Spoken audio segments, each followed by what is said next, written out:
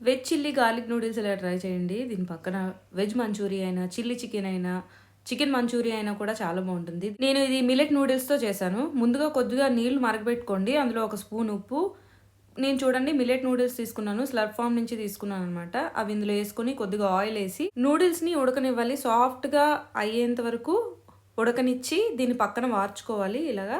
దీన్ని పక్కనుంచుకోండి. ఈలోపు ఒక బౌల్ తీసుకొని అందులో 2 స్పూన్లు soya sauce, 1 spoon vinegar, 1 spoon tomato chilli sauce, 1 spoon red chilli sauce ఏసి కలిపి పక్కనుంచుకోండి. ఇప్పుడు ఆ కడాయిలో కొద్దిగా ఆయిల్ ఏసి అల్లం, వెల్లుల్లి, ఉల్లిపాయలు, పచ్చిమిరపకాయలు కట్ చేసినవి వేసుకొని బాగా వేగిన తర్వాత క్యాబేజ్, క్యారెట్, క్యాప్సికమ్ వేసి 2 నిమిషాలు హై ఫ్లేమ్‌లో వేయించి ఇవి క్రంచీగా ఉంటేనే బావుంటాయి. ఇందులో ఉప్పు, పెప్పర్ పౌడర్ ఏసి బాగా మిక్స్ చేసి మనం పక్కనుంచుకున్న సాసెస్‌ని ఇందులో యేసుకొని బాగా మిక్స్ చేసి 2 నిమిషాలు కుక్ చేసుకోవాలి.